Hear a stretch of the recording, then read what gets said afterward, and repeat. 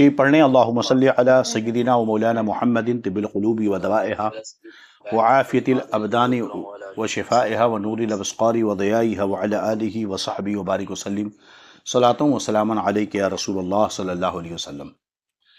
اللہ رب العزت کا بے پناہ شکر و احسان ہے کہ اس نے ہمیں توفیق بخشی کہ کلام مجید فرقان حمید کا ترجمہ اور اس کی تفاسیر کی مجلس میں ہم اکٹھا ہیں۔ اللہ رب العزت اس کی برکتوں سے ہمیں اور ہماری آل اولاد کو اور اہل خانہ کو خوب خوب مالا مال فرمائے۔ گزشتہ درس میں جو ہے اللہ رب العزت کی الوہیت، اس کے الہ ہونے اور اس کے قادر و مطلق ہونے اور کل کائنات کے اس کی ملکیت میں ہونے اور اس پر روشن دلائل قائم کیے گئے۔ ان سارے دلائل کے قائم ہونے کے بعد چونکہ ہدایت اور گمراہی واضح ہو چکی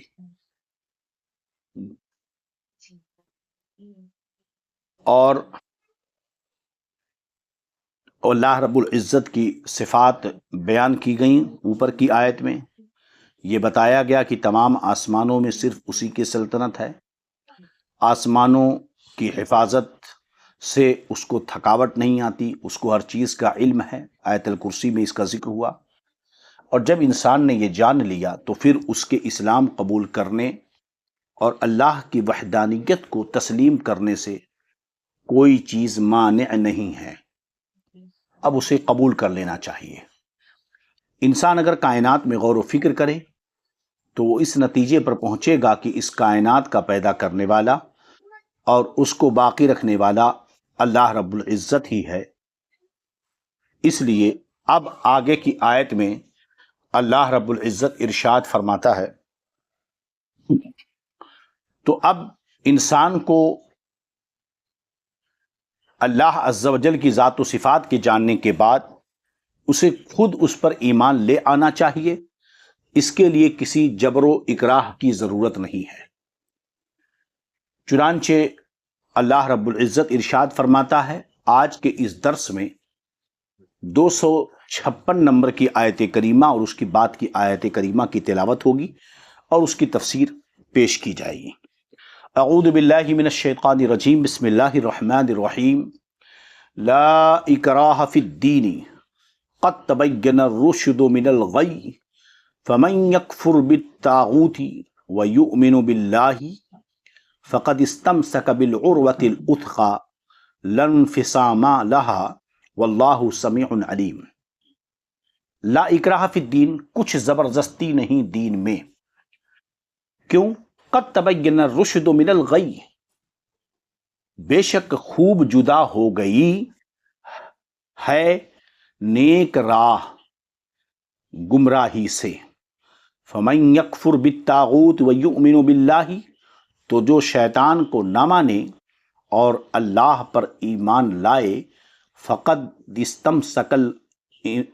استمسک بالعروۃ الوثقی، اس نے بڑی محکم گرہ تھامی ہے جسے کبھی کھلنا نہیں ہے، لا انفصام لہا، جسے کبھی کھلنا نہیں ہے، واللہ سمیع علیم، اور اللہ سنتا جانتا ہے۔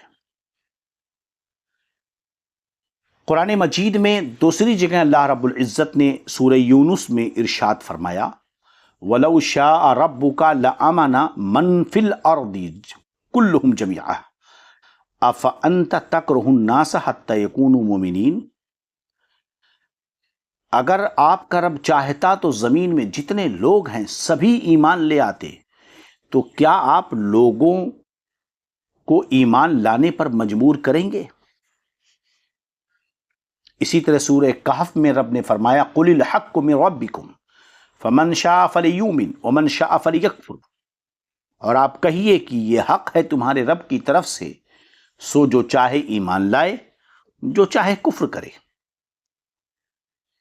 چنانچہ ایک روایت حضرت ابن عباس رضی اللہ عنہ سے ہے کہ وہ بیان کرتے ہیں کہ انصار کے ایک قبیلہ بنو سالم بن عوف کے حسین نامی ایک شخص کے 2 بیٹے نصرانی تھے اور وہ خود مسلمان تھے۔ انہوں نے نبی کریم صلی اللہ علیہ وسلم سے پوچھا کہ ان کے بیٹے اسلام قبول کرنے سے انکار کرتے ہیں، کیا وہ ان کو جبراً مسلمان کریں؟ تب یہ آیت کریمہ نازل ہوئی کہ دین میں جبر نہیں ہے۔ بات سمجھ میں آ رہی کہ نہیں؟ اب یہاں ایک سوال پیدا ہوتا ہے کہ دین میں جبر نہیں ہے، تو اس آیت کریمہ سے یہ ثابت ہو رہا ہے کہ دین کے معاملے میں کسی قسم کی زبردستی نہیں کی جا سکتی اور جبراً کسی کو اسلام میں داخل نہیں کیا جا سکتا۔ حالانکہ دیگر آیتیں جو جہاد کی ہیں، قتال کی ہیں، کہ کافروں کو جبراً دین میں داخل کرنا یہ مشروع ہے، جیسے ارشاد ہے وَقَاتِلُوهُمْ حَتَّى لَا تَكُونُ فِتْنَةً وَيَكُونَ الدِّينُ كُلُّهُ لِلَّهِ۔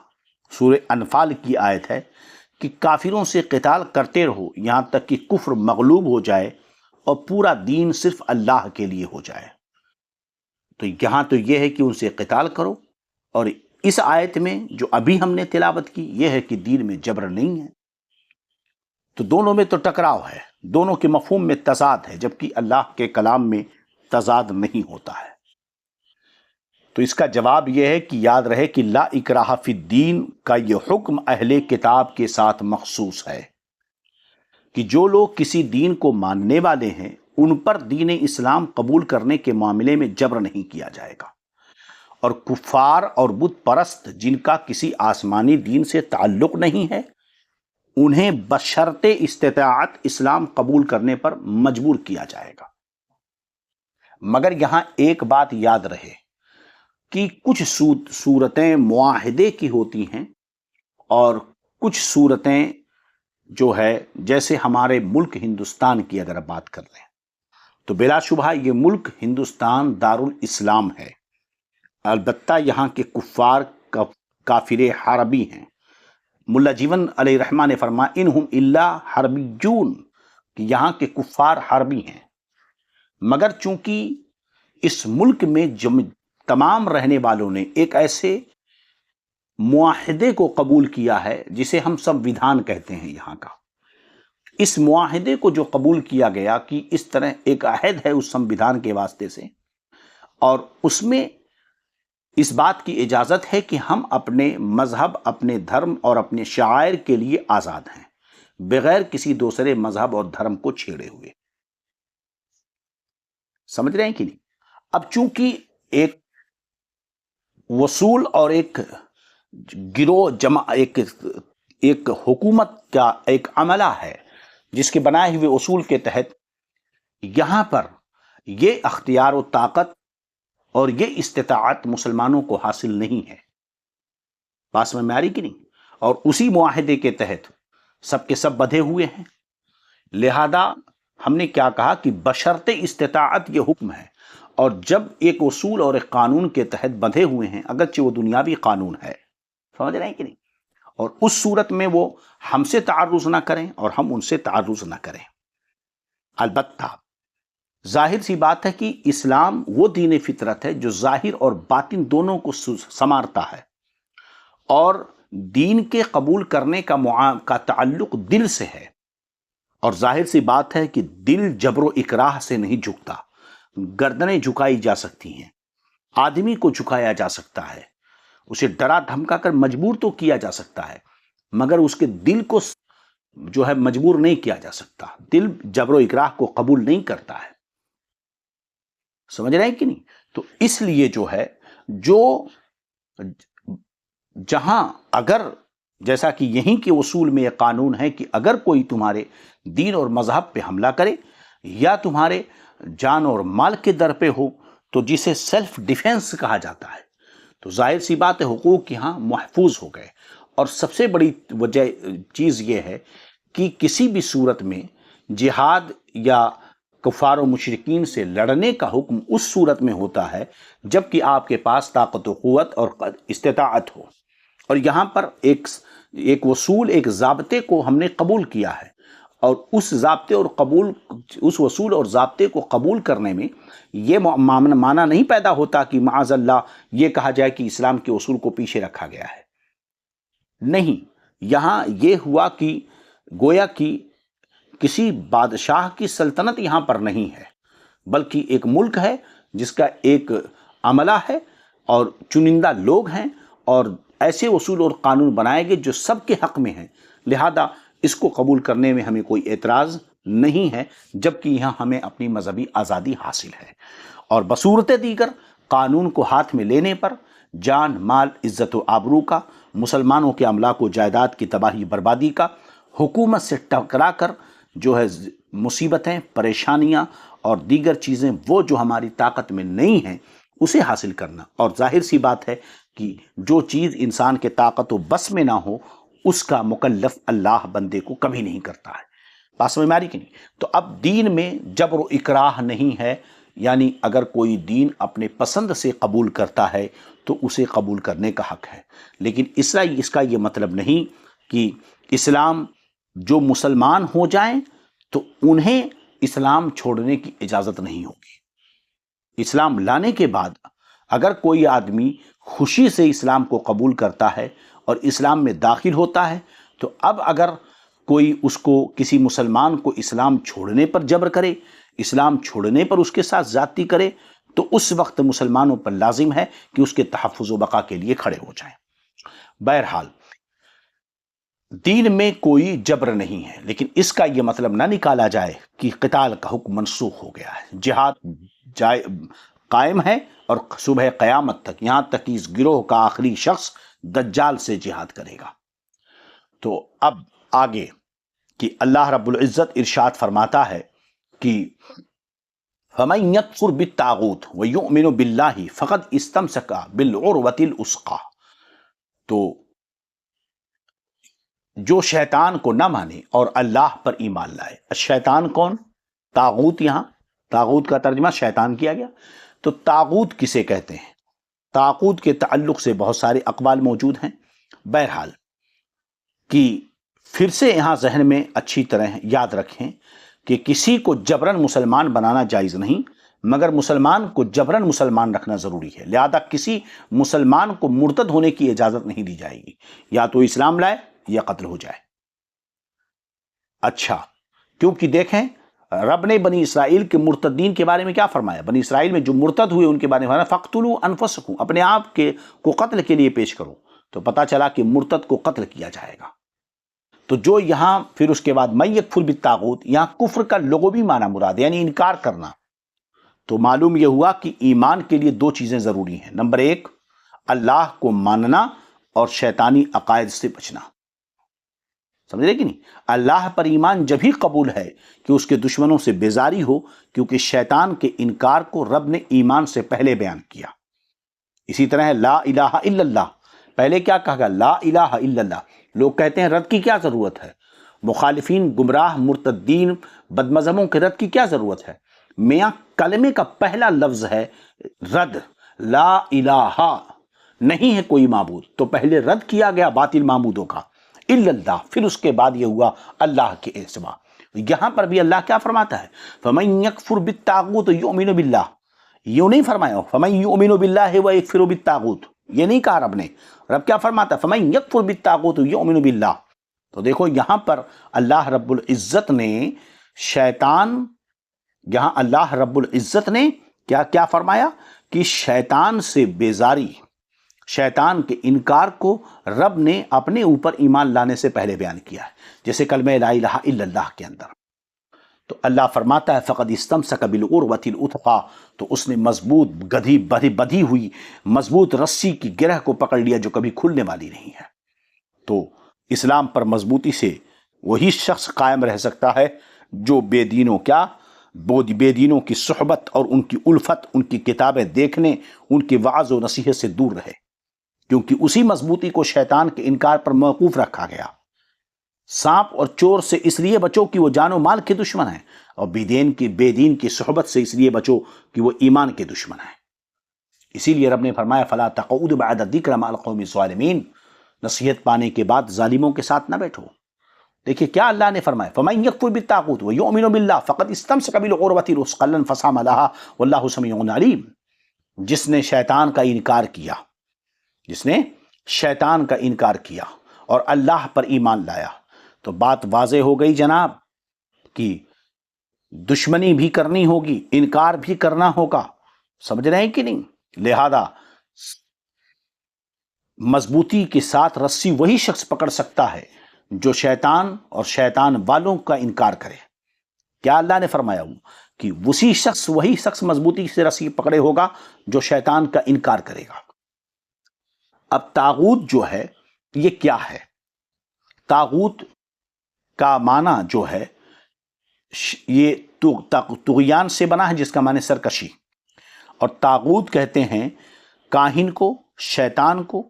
قال الجوہری والطاغوت الکاہن والشیطان وکل رأس فی الضلالہ، یعنی طاغوت کاہنوں کو بھی کہا جاتا ہے جو غیب دانی کے جھوٹے دعوے کر لوگوں کو اپنے دامے فریب میں پھنسایا کرتے ہیں، جیسے وہ مرا، کیا نام ہے اس کا، ظریف ہے نا، تو اس کا اطلاق شیطان پر بھی ہوتا ہے، اور وہ شخص بھی طاغوت ہے، یاد رہے وہ شخص بھی طاغوت ہے جو کسی گمراہ مذہب، غلط نظریہ اور نقصان دہ عمل کا بانی اور کرتا دھرتا ہو۔ لہذا جتنے وہابیہ دیابنا کے سرغنہ ہیں، اسی لیے طواغیت اربعہ کہا جاتا ہے، غیر اشرف علی تھانوی، رشید احمد گنگوہی، قاسم نانوتوی، خلیل احمد امبیٹوی، یہ تبلیغیوں کے بڑے بڑے گرگے ہیں جنہیں طواغیت اربعہ کہا جاتا ہے۔ اسی میں شیخ عبدالوہاب نجدی، یہ بھی اسی میں داخل، ابن تیمیہ وغیرہ، یہ سب طواغیت میں داخل ہیں، کیونکہ طاغوت اسے بھی کہا جاتا ہے کہ جو کسی گمراہ مذہب، غلط نظریے، نقصان دہ عمل کا بانی ہو تو وہ اور اس کا کرتا دھرتا ہو، سمجھے کہ نہیں؟ ہاں، قرآن پاک میں دوسری جگہ اللہ کیا فرماتا ہے؟ یریدون ان یتحاکموا الی الطاغوت وقد امروا ان یکفروا بہ، تو اس سے آپ کو طاغوت کی اور بھی قسموں کا علم ہوگا کہ یہاں دیکھ لیں آپ، یعنی وہ بھی طاغوت ہے جو اللہ کے احکام کے خلاف اپنے وضع کردہ قوانین کے مطابق لوگوں کے درمیان فیصلہ کرے۔ لہذا قرآن و حدیث کے مقابلے میں اگر کوئی اپنی رائے کو دخل دیتا ہے، قرآن و حدیث کے مقابلے میں، احکام شرعیہ کے فیصلے کے مقابلے میں ادھر ادھر کی دلیلیں پیش کر کے فیصلے کی بات کرتا ہے، تو وہ شخص بھی طاغوت میں داخل ہے۔ تو اللہ فرماتا ہے فَمَن يَكْفُرْ بِالطَّاغُوتِ، تو جو شیطان کو نہ مانے، لہذا باطل نظریات کے بانی کو، امت مسلمہ میں خلفشار و فتنہ ڈالنے والے شخص کے فساد کی بنا رکھنے والے کو، کسی گمراہ اور ارتداد کا نظریہ رکھنے والے، ایسی تنظیم کا بانی، ایسی تنظیم کو آگے بڑھانے والا، ایسی فکر کو پھیلانے والے، یہ سارے کے سارے لوگ طاغوت میں داخل ہیں۔ لہذا ہر اس فرد سے جو گمراہی کا نظریہ لے کر آئے، جو گمراہی اور بدعقیدگی، ارتداد کو پھیلائے، اور جو ایسے عمل کو فروغ دے جس سے مسلمانوں کو نقصان پہنچتا ہو، ہر اس شخص کو طاغوت کہا جائے گا، اور سب سے دور رہنا ضروری ہوگا۔ تو چاہے وہابی ہوں، چاہے دیوبندی ہوں، تبلیغی جماعت کے ہوں، چاہے وہ قادیانی ہوں، نیچری ہوں، چکڑالوی ہوں، کوئی بھی ہوں، وہ سب کے سب اسی طاغوت میں داخل ہیں۔ چلیے، یہاں بات واضح ہو گئی۔ تو اب اللہ رب العزت گویا کہ اب طاغوت کو چند چیزوں پر دیکھ لیں۔ نمبر 1 ابلیس، نمبر 2 جو شخص اپنی عبادت کیے جانے پر راضی ہو، نمبر 3 وہ شخص جو لوگوں کو اپنی عبادت کرنے کی دعوت دے، اور ایک شخص وہ جو شخص بغیر اللہ کی جانب سے القاء کیے ہوئے علم غیب کا دعوے دار ہو۔ وہ ظریف چشتی مرانا ایک بڑی بری عادت ہے اس وقت لوگوں میں۔ سب سے پہلے طاہر الپادری پاکستانی کے خلاف حضور تاج الشریعہ رضی اللہ عنہ حضور محدث کبیر رد کرتے رہے، مگر چند لوگ ہیں جن کو بڑی تکلیف ہے مرکز سے، مسلک سے، یا کہیے نام تو کھاتے ہیں، نام لیتے ہیں، مگر بہت تکلیف ہے کہ اعلیٰ حضرت کا چرچا تو ہوا، ہمارے خاندانوں کا، خانقاہوں کا اتنا نہیں ہوا، لیکن یہ کیا بات ہے کہ پھر اب ان کے بیٹے میں آیا، پھر ان کے پوتے میں آیا، پھر ان کے پڑپوتے میں آیا، ساری شہرت، ساری عزت وہی لے کر بیٹھیں گے؟ تو ہر اس موقع پر مخالفت لوگوں نے کی۔ طاہر الپادری کے مسلک میں بھی، میٹر میں بھی لوگوں نے مخالفتیں کی، تاج الشریعہ رضی اللہ عنہ کی، حضور محدث کبیر کی، لیکن پھر ایک دن آیا کہ وہ گھوم کر تاج الشریعہ رضی اللہ عنہ کے موقف کی تائید میں کھڑے ہوئے۔ اسی طرح ایک اور بندہ آیا، خیر اب وہ سدھر گیا، اللہ اسی کی اصلاح فرمائے، اس لیے میں اس کا نام یہاں نہیں لیتا، آیا تھا شام کی طرف سے، وہ بھی تھا پاکستانی ہی۔ تو پاکستانیوں کے فتنے ایسے اٹھ کر کے آ رہے ہیں، اللہ ان کے شر سے محفوظ فرمائے۔ چلیے، کوئی ضروری نہیں کہ پاکستان ہی کا ہو، اچھے برے لوگ ہر جگہ ہوتے ہیں. جو لوگ اچھے ہیں علماء حق دنیا کے کسی بھی کونے میں، ہم ان کی عقیدت اور احترام میں اپنی جبین نیاز خم کرتے ہیں. اللہ رب العزت ان کے اقبال کو بلند فرمائے. چلیے اب آگے کی آیت نمبر 257. اللہ رب العزت ارشاد فرماتا ہے اللہ ولی الذین آمنوا یخرجہم من الظلمات الی النور والذین کفروا اولیاؤہم الطاغوت یخرجونہم من النور الی الظلمات اولئک اصحاب النار هم فیہا خالدون. اللہ ولی الذین آمنوا، اللہ والی ہے مسلمانوں کا، اللہ والی ہے مسلمانوں کا. یخرجہم من الظلمات الی النور، انہیں اندھیروں سے نور کی طرف نکالتا ہے. والذین کفروا اولیاؤہم الطاغوت، اور کافروں کے حمایتی شیطان ہیں. کافروں کے حمایتی کون ہیں؟ شیطان ہیں. یخرجونہم من النور الی الظلمات، وہ انہیں نور سے اندھیرے کی طرف نکالتے ہیں. اولئک اصحاب النار هم فیہا خالدون، یہی لوگ دوزخ والے ہیں اور انہیں ہمیشہ اس میں رہنا ہے، انہیں ہمیشہ اس کے اندر رہنا ہے. سبحان اللہ، کیا پیارا انداز یہاں پر بیان فرمایا. اب دیکھیں یہاں پر یہ ہے کہ اللہ مومنوں کا والی ہے نا، انہیں ظلمات سے نور کی طرف نکالتا ہے. یعنی جو کافر ہیں وہ کفر کی تاریکی میں ڈوبے ہوئے ہیں، اللہ تعالیٰ انہیں کفر سے نکال کر کفر سے نکال کر ایمان کی طرف جو نور لاتا ہے. گمراہ لوگوں کو گمراہی سے توبہ کرنے والوں کو گمراہی سے نکال کر دائمی صالحین کو ہے نا کفر گمراہی سے بچا کر اچھے راستے پر لاتا ہے. تو یہ آیت سب کو عام ہے، لہذا اس پر کوئی اعتراض نہیں ہو سکتا. تو نو مسلموں کو کفر سے نکال کر نور کی طرف لاتا ہے، ایمان عطا کرتا ہے، اور گمراہی سے توبہ کرنے والوں کو گمراہی سے نکال کر ایمان کی طرف لاتا ہے. تو گمراہی بھی ایک تاریکی ہے، کفر بھی ایک تاریکی ہے. ایسے ہی جو صالحین ہیں ان کو بھی ہمیشہ گمراہی اور کفر سے بچا کر صالحین کی جماعت میں باقی رکھتا ہے. تو یہ بھی جو ہے نور کی طرف انہیں لے کر کے آنا ہے. تو یہ آیت سب کو عام ہے، یہ آیت سب کو کیا ہے؟ عام ہے. اچھا، اب چونکہ اوپر کی آیت اور دونوں آیتوں میں یہ تعلق کہ اللہ تعالی مومنوں کا مددگار ہے اور یہ شیطان کا کام ہے مسلمانوں کو بھٹکانا.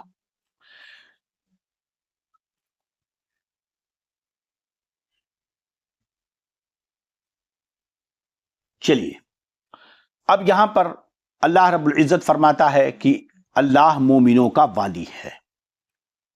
تو یہاں پر کچھ لوگوں نے اعتراض کیا کہ اللہ جب مومنوں کا والی ہے اس کا مطلب یہ ہوا کہ اولیاء انبیاء ان کا کوئی مطلب نہیں ہے. تو یہاں پر یہ اعتراض نہیں. کیوں؟ کیونکہ اللہ کا والی ہونا اس طرح ہے کہ وہ خود مومنوں کا والی ہے اور اس کے انبیاء اولیاء بھی ان کے والی ہیں. کیونکہ اللہ نے دوسری جگہ خود ارشاد فرمایا انما ولیکم اللہ ورسولہ والذین آمنوا، بے شک تمہارے والی اللہ ہیں اور اس کے رسول ہیں اور جو ایمان والے ہیں.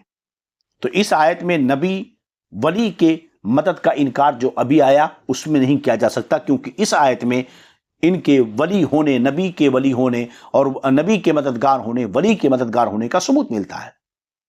اللہ تعالیٰ نے سرکار کے بارے میں خود فرمایا لِتُخْرِجَ النَّاسَ مِنَ الظُّلُمَاتِ إِلَى النُّورِ، اے محبوب تاکہ لوگوں کو آپ نکالیں تاریکی سے روشنی کی طرف، تاریکی سے روشنی کی طرف. بات سمجھ میں آ رہی کہ نہیں؟ اب اس کے بعد یہاں پر غور کریں کہ اللہ کیا فرماتا ہے وَالَّذِينَ كَفَرُوا أَوْلِيَاؤُهُمُ الطَّاغُوتُ يُخْرِجُونَهُم مِّنَ النُّورِ إِلَى الظُّلُمَاتِ، اور جو لوگ کافر ہیں ان کے حمایتی شیطان ہیں جو انہیں نور سے ظلمات کی طرف لے جاتے ہیں. اسے کیا پتا چلا کہ کافر بعض کے حمایتی ہیں، کیونکہ طاغوت کی ہم نے تشریح اوپر کی آیت میں کر دی. کافر بعض کے حمایتی ہیں، تو معلوم یہ ہوا کہ دنیا میں بعض کفار بعض کے مددگار ہیں، مگر یاد رہے کہ یہ مدد صرف دنیا میں ہوگی، آخرت میں مددگار نہیں ہے. سمجھے کہ نہیں؟ قرآن بظاہر یہاں ایک اعتراض ہے جس کا ہم جواب دے رہے ہیں. قرآن پاک کی ایک آیت ہے، اللہ فرماتا ہے وَمَا لِلظَّالِمِينَ مِنْ أَنصَارٍ، کہ ظالموں یعنی کافروں کا کوئی مددگار نہیں ہے. اور یہاں آیت میں کیا ہے کہ کافروں کے حمایتی شیطان ہیں جو انہیں جہنم نور سے نکال کر تاریکی کی طرف لے جاتے ہیں۔ تو اس آیت میں تو پتہ چلا نا کہ بعض کافر بعض کے مددگار ہیں، حالانکہ دوسری آیت میں وَمَا لِلظَّالِمِينَ مِنْ أَنصَارٍ سے پتہ چلتا ہے کہ کافروں کا کوئی مددگار ہے ہی نہیں۔ یاد رہے کہ یہاں پر جو مدد کی بات ہے وہ دنیاوی مدد کی بات ہے، آخرت میں وَمَا لِلظَّالِمِينَ مِنْ أَنصَارٍ کہ کافروں کا کوئی مددگار نہیں، یہ قیامت میں ہے۔ دنیا میں کافر ایک دوسرے کے مددگار ہو سکتے ہیں۔ ہاں، اب مومن اور کافر میں فرق یہی ہے کہ مومن دنیا میں بھی ایک دوسرے کے مددگار ہیں، مومن کے، اور آخرت میں بھی مومن کا مددگار ہوگا۔ تو مومن کے اللہ، رسول اور نیک بندے ان کے دنیا اور آخرت میں والی وارث ہیں کہ یہ حضرات مسلمانوں کی شفاعت کریں گے، اللہ تعالیٰ بخشے گا۔ اب ایک سوال یہ پیدا ہوتا ہے کہ کافروں کو نور سے تاریکی کی طرف لے جاتے ہیں، تو کافر جو پہلے ہی سے کفر میں ہے تو اسے نور سے تاریکی کی طرف نکالنے کا کیا مطلب ہے؟ بھئی کافر تو پہلے ہی سے کفر کی تاریکی میں ڈوبا ہوا ہے، تو پھر اسے نور سے ظلمات کی طرف نکالنے کا کیا مراد ہے، مطلب ہے؟ یاد رہے کہ یہاں جو آگے کی آیت میں والذین فمن یکفر کیا کہتے ہیں والذین کفروا اولیاؤہم الطاغوت یخرجونہم من النور الی الظلمات، اور کافروں کے حمایتی شیطان ہیں، انہیں نور سے تاریکی کی طرف لے جاتے ہیں۔ یہاں مراد نور سے دین فطرت ہے، جیسا کہ حدیث پاک میں آتا ہے کہ ہر بچہ جب پیدا ہوتا ہے تو دین فطرت پر، دین اسلام پر پیدا ہوتا ہے۔ تو یہاں مراد نور سے وہ دین فطرت ہے جس پر بچہ پیدا ہوتا ہے، کیونکہ کافر پہلے مومن ہی تھا، کیونکہ کافر پہلے مومن تھا ہی نہیں، پہلے مومن تھا ہی نہیں۔ پھر یہ کیسے کہا جا سکتا کہ شیطان نے اسے اسلام سے نکال کر کفر میں داخل کر دیا؟ تو یہاں ماننا پڑے گا کہ یہاں پر نور سے مراد وہ دین فطرت ہے جس پر ہر بچہ پیدا ہوتا ہے۔ نبی کریم صلی اللہ علیہ وسلم نے ارشاد فرمایا کل مولود یولد علی الفطرہ، ہر بچہ جو پیدا ہوتا ہے وہ دین اسلام، فطرت اسلام پر پیدا ہوتا ہے، لیکن اس کے ماں باپ اسے یہودی، نصرانی، مجوسی بنا دیتے ہیں۔ تو یہ ہے۔ چلیے، تو اللہ رب العزت آگے ارشاد فرماتا ہے اولئک اصحاب النار هم فیہا خالدون، یہ لوگ، یہی لوگ دوزخ والے ہیں، انہیں ہمیشہ اس میں رہنا پڑے گا۔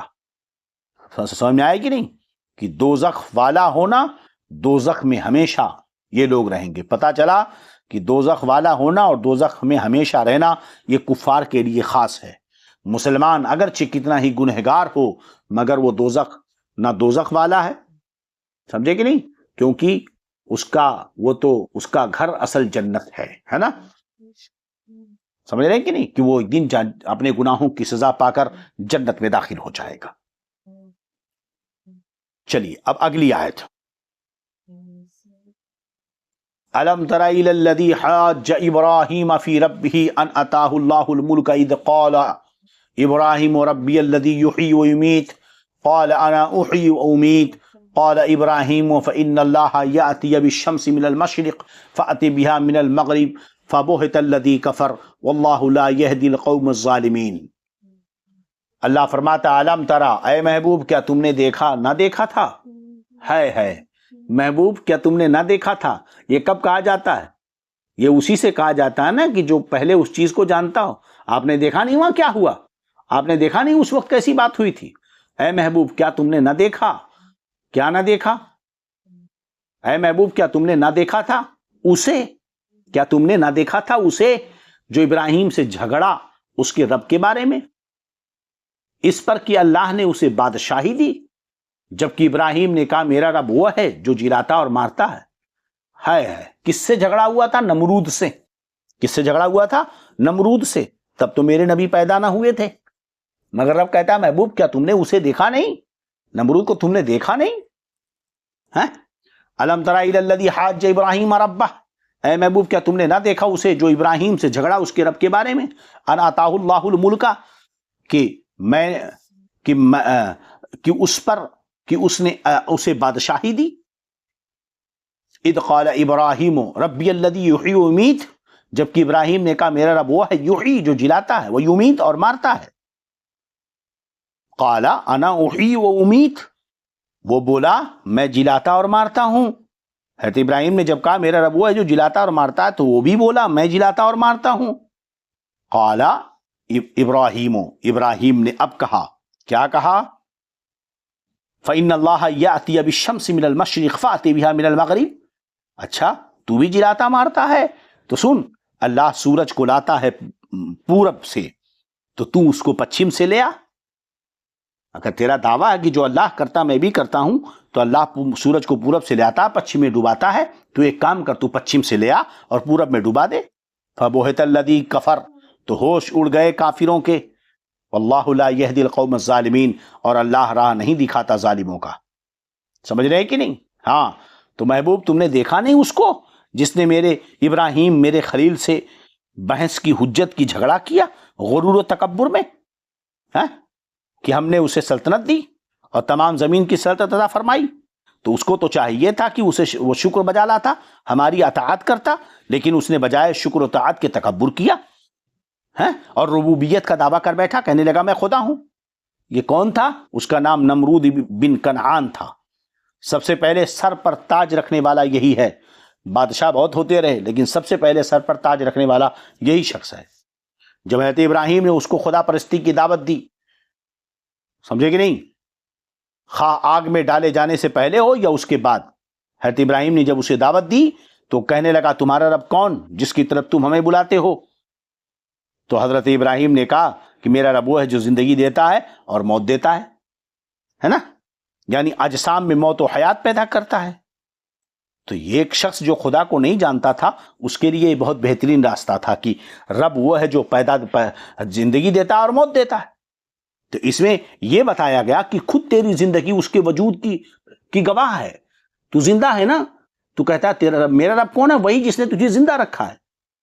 تو ایک بے جان نطفہ تھا، علم تکن نطفۃ من منی یمنا، ایک بے جان پانی کے قطرہ، تو ایک بے جان نطفہ تھا جس نے اس کو انسان کی صورت دی، حیات عطا فرمائی، اور وہ رب ہے.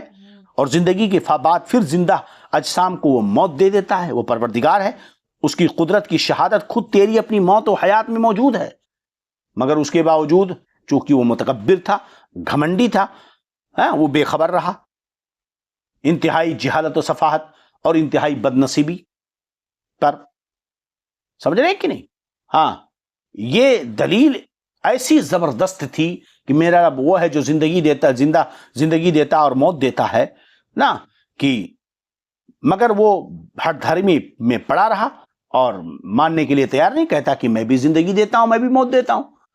بعض روایتوں میں یہ ہے کہ اس نے کیا کیا، 2 قیدیوں کو بلایا. ایک قیدی کے بارے میں جج نے فیصلہ کر دیا تھا کہ اسے موت دے دی جائے، سزائے موت دی جائے. دوسرا قیدی جس کے بارے میں جج نے فیصلہ کیا تھا اسے رہا کر دیا جائے.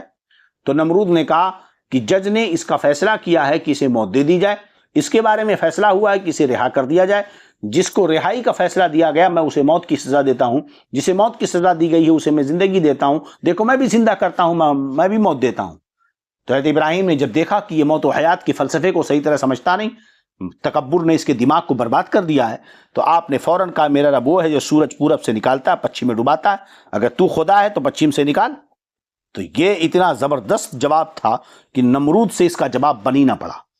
تو اس اور پورے مجمع کے سامنے وہ لاجواب اور شرمندہ ہونا پڑا اس کو.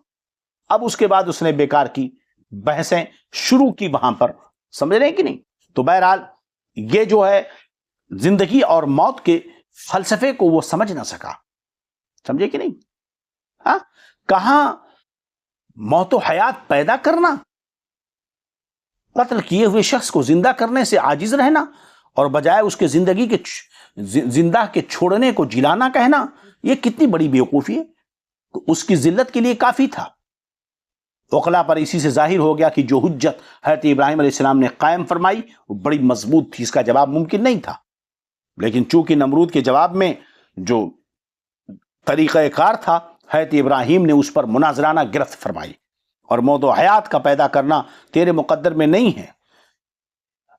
ربوبیت کا جھوٹا دعویٰ تو کہہ رہا ہے، چل یہ تو بہت بڑی بات ہے، چھوٹا کام کر، سورج جو جسم والا حرکت دے کے بتا. تو یہ بھی نہ کر سکتا ہے تو کس منہ سے اپنا تو خدا ہونے کا دعویٰ کرتا ہے. تو اس آیت سے علم کلام میں مناظرہ کرنے کا ثبوت ہوتا ہے. سمجھے کہ نہیں؟ کہ مخالف پر اعتراض اور ایراد قائم کیے جائیں. تو جب انہوں نے یہ اراد قائم کیا حضرت ابراہیم نے تو خاموش ہو گیا۔ اللہ فرماتا ہے کہ اللہ راہ نہیں دکھاتا ظالموں کو، اللہ راہ نہیں دکھاتا ظالموں کو۔ چلیے اب آگے کی آیت۔ أَوَكَالَّذِي مَرَّ عَلَىٰ قَرْيَةٍ وَهِيَ خَاوِيَةٌ عَلَىٰ عُرُوشِهَا قَالَ أَنَّىٰ يُحْيِي هَٰذِهِ اللَّهُ بَعْدَ مَوْتِهَا فَأَمَاتَهُ اللَّهُ مِائَةَ عَامٍ ثُمَّ بَعَثَهُ قَالَ كَمْ لَبِثْتَ قَالَ لَبِثْتُ يَوْمًا وَبَعْضَ يَوْمٍ قَالَ بَل لَبِثْتَ مِائَةَ عَامٍ فانظر إلى طعامك وشرابك لم يتسنى وانظر إلى حمارك ولنجعلك آية للناس وانظر إلى العظام كيف ننشزها ثم نكسوها لحما فلما تبين له قال أعلم أن الله على كل شيء قدير۔ أو كالذي مر على قرية، یا اس کی طرح محبوب، یا اس کی طرح مر علی قریۃ، جو گزرا ایک بستی پر، وہی خاویۃ علی عروشها، اور وہ مسمار ہوئی پڑی تھی اپنے چھتوں پر، گر گئی تھی، چھت خالی دکھ رہے تھے۔ قال انا یحیی هذه اللہ بعد موتها، تو بولا اسے کیوں کر جلائے گا اللہ اس کی موت کے بعد۔ فاماته اللہ مئۃ عام، تو اللہ نے اسے مردہ رکھا 100 برس۔ ثم بعثہ، پھر اسے زندہ فرمایا۔ قال کم لبثت، اب رب نے پوچھا تو کتنا ٹھہرا؟ قال لبثت یوما وبعد یوم، عرض کی دن بھر ٹھہرا ہوں یا کچھ کم۔ قال بل لبثت مئۃ عام، رب نے فرمایا نہیں، تجھے 100 برس گزر گئے۔ فانظر الی طعامک وشرابک لم یتسنى، اپنے کھانے اور پانی کو دیکھو اب تک بو نہ لایا، یعنی خراب نہیں ہوا وہ۔ وانظر الی حمارک ولنجعلک آیۃ للناس، اور اپنے گدھے کو دیکھ جس کی ہڈیاں تک سلامت نہ رہیں۔ ولنجعلک آیۃ للناس، اور یہ اس لیے کہ ہم تجھے لوگوں کے واسطے نشانی کریں۔ وانظر الی العظام، اور ان ہڈیوں کو دیکھ، کیف ننشزها، کیوں کر ہم انہیں اٹھان دیتے، پھر انہیں گوشت بناتے۔ نکسوها لحما، ہم اسے اٹھا ٹھیک کرتے ہیں، پھر اسے گوشت پہناتے ہیں۔ فلما تبین له، تو جب معاملہ اس پر ظاہر ہو گیا، قال، فرمایا، اعلم ان اللہ علی کل شیء قدیر، میں خوب جانتا ہوں کہ اللہ سب کچھ کر سکتا ہے۔ سبحان اللہ، سبحان اللہ، سبحان اللہ۔ یاد رہے اس واقعے میں جس کا ذکر ہے کہ وہ شخص جو ایک بستی کے پاس سے گزرا، جو اپنے چھت کے بل گری ہوئی تھی، یہ کون تھے؟ یہ واقعہ حضرت عزیر علیہ السلام کا ہے۔ بستی سے مراد بیت المقدس ہے۔ جب بخت و نصر بادشاہ نے بیت المقدس کو پر حملہ کر کے توڑ پھوڑ کر اسے ویران، تباہ و برباد کر دیا، بنی اسرائیل کو قتل کیا، گرفتار کیا، تباہ کر ڈالا، پھر حضرت عزیر علیہ السلام وہاں گزرے۔ آپ کے ساتھ ایک برتن کھجور اور ایک پیالہ انگور کا رس تھا، اور آپ ایک دراز ایک گدھے پر سوار تھے۔ تمام بستی میں پھرے، کسی شخص کو وہاں نہ پایا، بستی کی عمارتیں گری پڑی تھیں۔ تو آپ نے تعجب کے طور پر کہا، انا یحیی ہذہ اللہ بعد موتہا، نا، کہ ان کے مرنے کے بعد اللہ انہیں کیسے زندہ کرے گا؟ تعجب کے طور پر، یہ نہیں کہ حضرت عزیر کو انکار تھا رب کی قدرت پر، نہیں، بطور تعجب فرمایا۔ آپ نے اپنی سواری کے گدھے کو وہاں باندھ دیا اور آپ نے آرام فرمایا۔ اس آرام کرنے کی حالت میں آپ کی روح قبض کر لی گئی، گدھا بھی مر گیا۔ یہ معاملہ کب ہوا تھا؟ صبح کے وقت کا واقعہ ہے۔ اس سے 70 برس بعد اللہ نے فارس کے بادشاہوں میں سے ایک بادشاہ کو مسلط کیا۔ آپ پر موت طاری آپ پڑے ہوئے ہیں۔ 70 سال گزرنے کے بعد فارس کے کسی بادشاہ کو وہاں پر بادشاہت حاصل ہوئی، وہ مسلط ہوا، اس کو بادشاہت ملی۔ وہ اپنی فوجیں لے کر بیت المقدس پہنچا، اس کو پہلے سے بھی بہتر طریقے پر اس نے بیت المقدس کو آباد کر دیا۔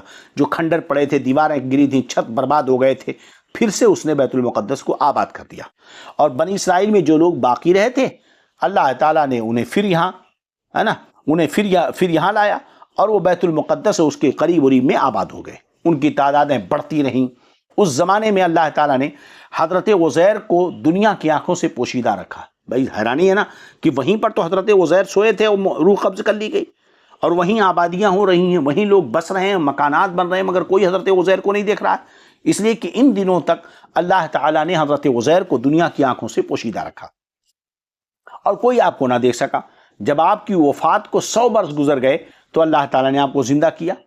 پہلے آنکھوں میں جان آئی، ابھی تک جسم مردہ تھا پورا، اور آپ کے دیکھتے آپ کو آپ کے دیکھتے دیکھتے زندہ کیا گیا، یعنی آنکھ میں جان آ گئی، اب آنکھ دیکھ رہی ہے پورے جسم کو کہ ایک ایک اعضا زندہ ہو رہے ہیں۔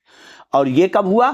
شام کو، جب سوئے تھے صبح کے وقت جو وفات ہوئی تھی، اور زندہ کب ہو رہے ہیں؟ شام کے وقت، غروب آفتاب کے قریب قریب۔ اللہ تعالیٰ نے فرمایا تم یہاں کتنے دن ٹھہرے؟ اب جب حضرت عزیر اٹھے تو پوچھا اللہ نے کتنے دن ٹھہرے؟ آپ نے اندازے سے عرض کیا کہ ایک دن یا کچھ کم۔ آپ کا خیال ہوا کہ یہ اسی دن کی شام ہے، آج ہی صبح تو سویا تھا، شام کو اٹھ رہا ہوں، جس کے صبح سویا تھا یہ اسی کی شام ہے، اسی لیے فرمایا ایک دن ہوا پورا یا ایک دن سے کم ہی؟ تو رب نے فرمایا نہیں، تم 100 برس ٹھہرے، اپنا کھانا اور پانی یعنی کھجور اور انگور کے رس دیکھو، ویسا ہی ویسا ہے، اس میں کوئی بو تک نہیں آئی، کچھ بھی خراب نہیں ہوا۔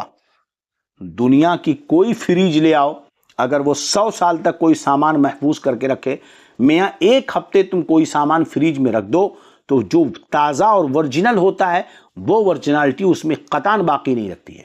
آپ گوشت کو فریج میں رکھ دو، تازہ گوشت فوراً بناؤ، اور ایک وہ گوشت جو فریج میں رکھنے کے بعد ایک ہفتے کے بعد بناؤ، دونوں کے ذائقے میں، لذت میں بے شمار فرق ہوتا ہے۔ لاکھ ترقی کر لے دنیا، مگر یہاں دیکھو بغیر فریج کے، بغیر کسی اہتمام کے، انگور کا رس اور پانی ویسے کے ویسے پڑا ہوا ہے نا، اس میں بو تک نہیں آئی۔